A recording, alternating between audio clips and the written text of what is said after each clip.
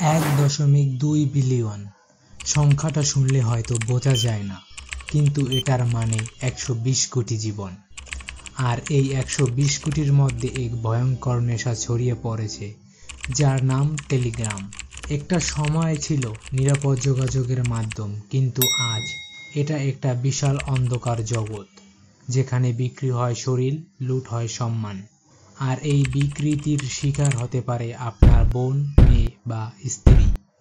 তাও আপনি জানতে পারবেন না, কারণ অপরাধীরা বেছে নিয়েছে এমন এক প্ল্যাটফর্ম যেখানে গোপনীয়তা এতটাই অটুট যে আইনও থমকে দাঁড়ায়। 2013 সাল, রাশিয়ার প্রযুক্তিবিদ পাভেল দ্রুব তৈরি করেন টেলিগ্রাম। নিরাপদ, দ্রুত আর সম্পূর্ণ ফ্রি। মানুষ ঝুঁকে পড়ল, কারণ এই প্ল্যাটফর্মে নেই নজরদারি, নেই censor. Message end to end encrypted, মানে আপনি কি বলছেন তা কেউ দেখতে পায় না, এমনকি টেলিগ্রাম নিজেও না। এটাই ছিল তার গর্ব, কিন্তু এই গর্ব পরিণত হলো অপরাধীদের সবচেয়ে বড় অস্ত্রে।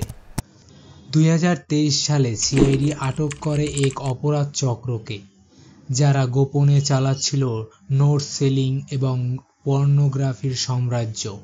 চক্রের মাথা আবু সায়েদ, টেলিগ্রামে পরিচিত মার্ক জাকারবার্গ নামে। তার চ্যানেলে ছিল প্রায় 4 লক্ষ সদস্য। দেশ বিদেশে হাজার হাজার মানুষ মাসে 1000 থেকে 2000 টাকা দিয়ে পেত অশ্লীল কন্টেন্টের সাবস্ক্রিপশন। 20,000-এর বেশি ভিডিও, 3 লাখের মতো পোস্ট, সবই নারীর ব্যক্তিগত মুহূর্তের আলিঙ্গনের দলিল। সিআইডি জানায় এই চক্রের কোটি টাকারও বেশি আয় করেছে। এটা কোনো ছোটখাটো অপরাধ নয়, এক একটা প্রতিষ্ঠিত ইন্ডাস্ট্রি। আসুন একটা গল্প বলি। অর্ণব, সেও ছিল এমন একটি গ্রুপের সদস্য। মজা করে বন্ধুদের সঙ্গে ভিডিও শেয়ার করত, হাসাহাসি করত। হঠাৎ একদিন সে দেখে তারই বোনের গোপন ছবি গ্রুপে ঘুরছে, তোলা হয়েছে জানালার ফাঁক দিয়ে জুম করে। এখন সেই গ্রুপেই চলছে তার বোনকে নিয়ে অশ্লীল মন্তব্য।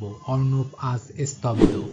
যে নোংরামিতে সে মজা পেত, আজ সেই বিষ ফিরেছে তার ঘরে।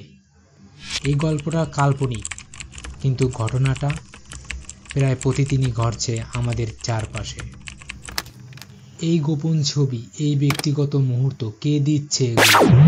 আমাদের তদন্তে এসেছে, বেশিরভাগ ক্ষেত্রেই ছবিগুলো ফাঁস হয় নিজের পরিচিত জনের হাত ধরে, কখনো প্রেমিক, কখনো বন্ধুর মাধ্যমে, আবার কখনো পরিবারের সদস্যরাও অজান্তে অপরাধের সূত্রপাত করে।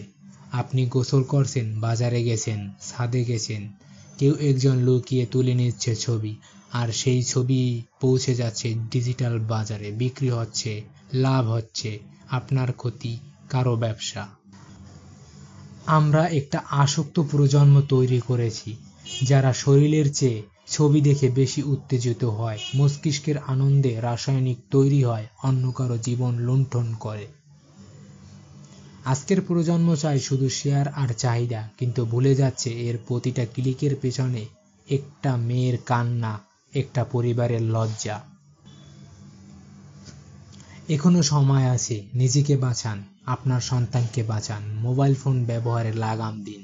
নতুন প্রজন্মকে দিন সতর্কতা, সচেতনতা ও সহমর্মিতা। কারণ আপনি যদি আজ মুখ না খোলেন, কাল হয়তো আপনারই মুখ লুকাতে হবে।